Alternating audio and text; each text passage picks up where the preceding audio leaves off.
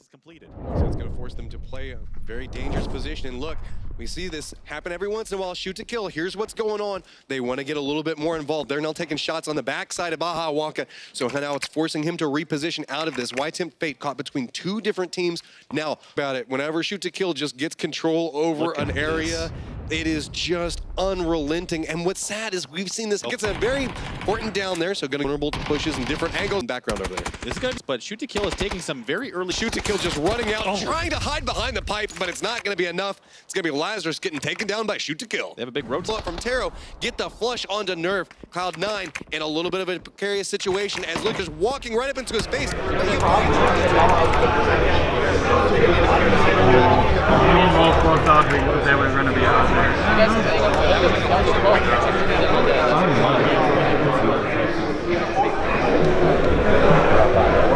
Sweet 16th.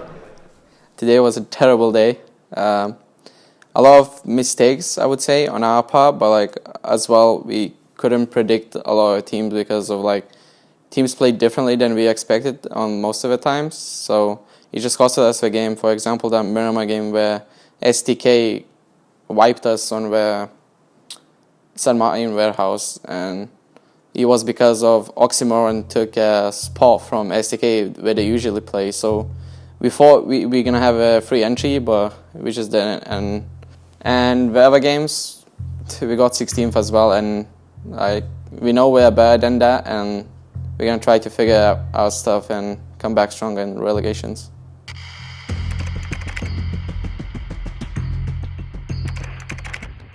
Looking back on phase one, it was, in my opinion, a failure as a team. Perform up to the expectations we should have. I think we really honestly let ourselves down and the people who supported us down. We played more individually. We didn't play like a team. We kind of took some of this stuff, I feel like, for granted. Didn't realize how much we had in front of us to, that we were actually being given. Going forward, though, I think everybody's been the wake-up call. Obviously, it's too late we're done. We're going to relegation, so it is what it is. But we talk about the independent variable of Tempo Storm. What about our teams that are already in relegation, have no hope, like, I don't know, Lazarus? 4 corners here? Yep. We can see one of them's on the island. Woe's over there hanging out. Do what you want. For Lazarus, I understand that you're in relegations, you haven't had a great tournament, but I think you need as much good practice as possible. So if you're Lazarus, I don't think now is the time to start flexing into the memes. Maybe save that for your NPLC scrims. I'm about it. I'm living the Lazarus life right Fair now. enough. I love the 4 corners. I guess I'm a curmudgeon. You know, teammate's gonna do. We talk about the fact that somehow, Lazarus has managed to get back all together. They've got 2 and 2, well, and they're about to get all 4 back together here on the island. So hey, new strats. Yeah, that's one for the playbook there. Let's all drop randomly, and then we'll take boats back to each other. That's one that's going to be reliable strategy. Wake-up call is clear and concise at this point. Like, wake up or go home, and you don't get to have this opportunity back in front of yourselves. And we as a team all know where we're weak at, and we all know where we need to work at stuff.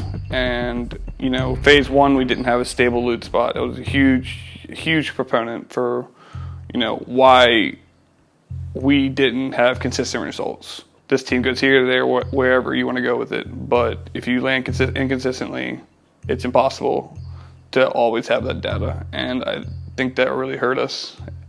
But we all know that we need to just show up and be here and be 110%, 120%, whatever, invested in these next 2 weeks. We have the opportunity to grow as individuals, as a team especially. Our team play has to significantly improve, regardless if we're playing against contenders. Well, how about Lazarus? I mean, Lazarus comes into this game trying to screw around. They managed to screw around and make it to the top 5, 3 strong. Does that make you feel better or worse about you as a team? When you're memeing it up and your meme strat gets you farther than your normal strats, I don't know, man. That's a tough call. The area, finally, everybody looks back their direction. Headshot takes a lot of damage, but Lazarus just gets demolished between the 2 teams. So with this, down to 2, we've got Tempo Storm and YT.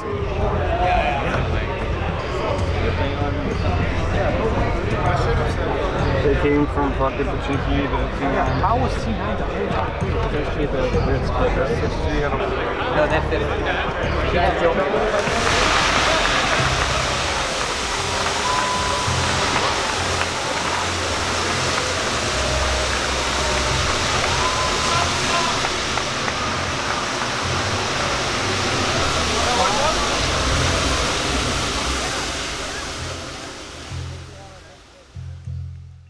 I wish we had done better, but towards the end we were addressing our issues to improve on, which is what we can take the next 2 weeks to show for relegation that what we're really about.